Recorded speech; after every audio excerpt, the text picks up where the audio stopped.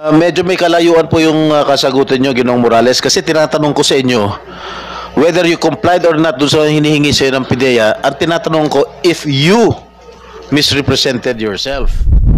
Mr. Chair, wala tayo makukuha rito, panay kasi nungalingan itong mga sinasagot niya. Tsaka lalayo po ng mga sinasagot niya sa aking katanungan. Hindi ko na po alam kung yung mga susunod na mga katanungan ko talagang magsisinungaling pa rin to, hindi. Palusot dahil nga kitang-kita dito sa video na pinapakita mo. Mabuti yung klaro tayo dyan. Yes, thank you, Mr. Chairman. Kagaya po niyan, wala po sanang negotiation na gagawin. Kung wala pong... Please, wala lang. You just answer the question of Senator Jinggoy. If you don't want to answer, tell him. Tell this committee that you don't want to answer. Please, Senator Jinggoy, please continue. Tuloy mo lang. Talagang nakakawalang gana pa rin kasi nungalingan, Mr. Chair. But at any rate, Mr. Chair, kasi tinanong ko regarding the PDS, noong last hearing ko pa tinatanong sa kanya about his PDS, if he misrepresented himself, ang lagi niya sagot, no. Pero contrary to what is written sa kanyang PDS, sa kanyang personal data sheet. Ngayon, meron siyang sinasabi mga I complied, meron siyang compliance. Ano yung compliance na ginawa mo? Yun lang naman tinatanong ko. Your Honor, nasagot ko na po noong nakarang hearing, na-comply ko na po lahat ng hinihingi ng recruitment committee, kaya po nila ako tinanggap. Yun lang po, Your Honor, Mr. Chairman. Medyo may kalayuan po yung kasagutan nyo, Ginoong Morales, kasi tinatanong ko sa inyo whether you complied or not doon sa hinihingi sa'yo ng PIDEA. Ang tinatanong ko, if you misrepresented yourself. Dahil nga taliwas sa sinagot mo dito sa have you ever been charged formally or have you ever been dismissed? Sinabi mo no. Pero katunayan nga, na-dismiss ka sa PNP at marami kang, you have a string of cases filed against you. Your Honor, na-comply ko na po lahat. Ang recruitment committee po. Sadali lang ha. Sagutin mo tanong. Ako naniwala ako na comply mo lahat dahil hindi ka ma-appoint kung hindi mo na-comply requirements. Yes, Mr. Chairman. So bakit mo ulit-ulit na na-comply mo? Ay, na-appoint ka na ng PDEA. Meaning, hindi naman surutan nga ang PDEA na i-appoint ka kung hindi mo comply lahat ng requirements. Ang tanong lang ni Senator Jinggoy about that PDEA is the truthfulness, yung denial mo na please answer the question. Wala naman. Focus on the question. Your Honor, wala pong denial. Dahil Jonathan, wala naman problema kung na-comply mo o hindi. That is beyond the point. Ang tinatanong ko, simple lang naman, did you misrepresent yourself doon sa PIDEA, doon sa iyong personal data sheet? Yan lang naman tinatanong ko. Yes or no? Ang sinagot mo, no. Kanina, sinagot mo, no. Am I correct? Yes, sir. Pero the PIDEA says otherwise. Sino pa rin wala ko? Yung documentary evidence o yung kasagutan mo? Your Honor, merong sinasabing na-comply. Kasi may mga hiningi po sa akin. Yun po yun. Yung sinasabi po nyo na yan, na-comply ko po yung mga lacking requirements na hiningi ng PIDEA. Yun po yun, Your Honor. Maliban dyan sa sinasabi nyo na yan, hindi ko na po alam.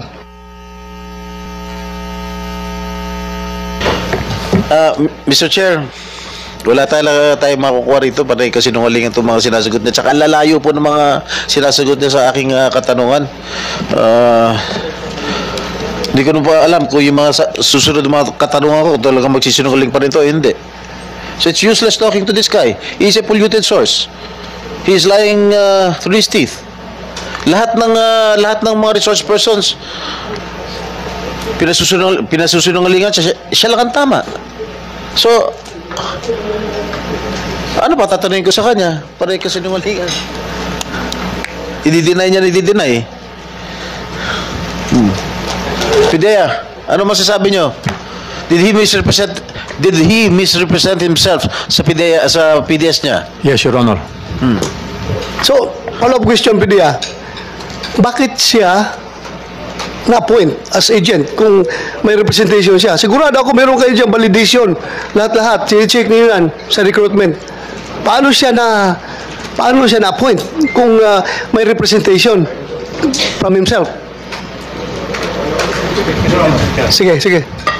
I will ask our HR officer, Your Honor, because at that time I was not yet part of PIDEA. So ikaw nasa HR ka na noon nung panahon nung Not yet, sir. right now? Not yet, sir. I was Not just yet. appointed last April 1, sir. Okay. So, Sir, I can only surmise that the PDS of Jonathan Morales was submitted to the Civil Service Commission, and I think the original also was submitted to the said commission. As to whether or not he complied with the requirements, for example, the clearances, among others, coming from his former employer, the Philippine National Police, we cannot second guess, Your Honor. But it is incumbent upon Mr. Morales to submit everything to the Human Resources Service of the PIDEA prior to his appointment. kaya nga, ang tanong ko is, ayan, mag-swear ka muna.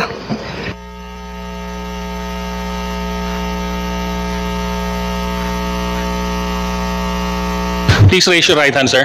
You swear to tell the truth, the whole truth, and nothing but the truth, sir. Thank you, sir. Please take your seat. Kaya ang tanong ko nga, bakit siya na-appoint kung kulang ang kanyang requirements at mali-mali yung kanyang requirements? Sir, I cannot answer it because I do not have personal knowledge on the facts and circumstances prior to his appointment as PDEA agent. General ko, sir. You've been PDEA Director General. Posible ba mangyari ito? Na nagsisinungaling siya sa kanyang PDAs tapos ma-appoint siya as a PDEA agent? Wala bang vetting process na ginagawa ang PDEA? Your Honor, good morning, Senator Jinggoy and Senator Escudero. Good morning, sir. I have not been sa PIDEA, no, but sa PNP, I was the former director of personnel. Hindi ka pala nag-PDEA, no? Dangerous Dogs Board ka lang pala. Yeah, I presume Your Honor, I think when we invited General Santiago during the last hearing, I understand he explained the circumstances doon sa recruitment ni PIDEA agent Morales. According to him, as I remember, medyo kulang siya ng tao nung araw. Kaya siguro, I'm just assuming na siguro relax yung processing during that time, just to comply with the manpower requirement. That's only an opinion, Your Honor.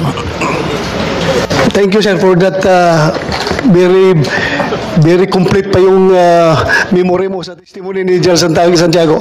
Actually, ako, medyo hindi ko na-remember yan, pero I can attest to that na sinabi talaga niya yan during the last hearing. Mr. Chairman, Yes, go ahead, Senator Cheese. can I make a manifestation? Yes, go ahead. Sa haba ng testimonya at daming sinabi ni Ginoong Morales, ang napatunayan lamang sa pamagitan ng mga testigong kumatig sa kwento niya ay ang mga sumusunod.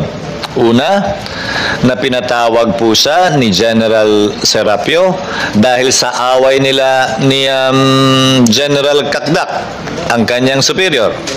Totoo po yan. Meaning, kinatigan ng testigo yung kanyang sinabi patungkol doon. Pero hanggang doon lamang. Pangalawa, na may condo unit si Binibining Maricel Soriano sa Rockwell. Pangatlo, na may mga kotse ang PIDEA doon sa mga plakang binigay niya na sinang-ayunan din. Kung hindi ako nagkakamali, di ba ba? Ng PIDEA. Na nagpunta sa kanya si Ginoong Enriquez at may kausap siyang nagangalang Eric Santiago na na-videohan. Napatunayan din po yun. Yung nilalaman ng pag-uusap at kung ano yung rason sa likod, nasa pagitan na po nila.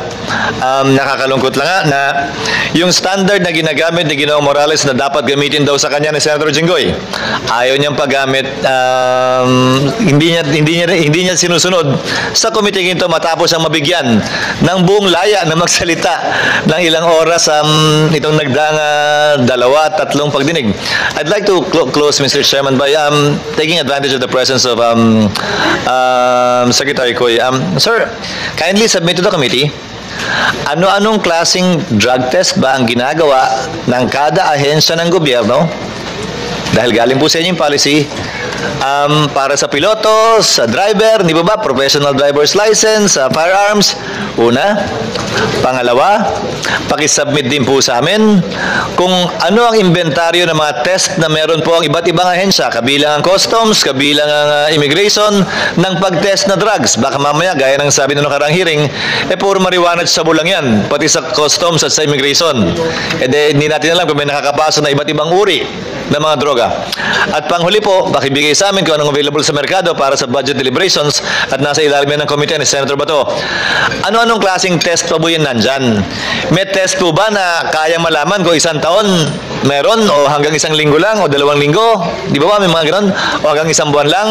Magkakano ba yun? Ilan ba binibili natin kada taon para sa taon ng budget pag pinag-usapan? Mailagay na po namin doon para hindi naman yung tila, yung sabo at marijuana lang ang palagi natin tinetest at hindi iba't ibang klaseng droga. Sir?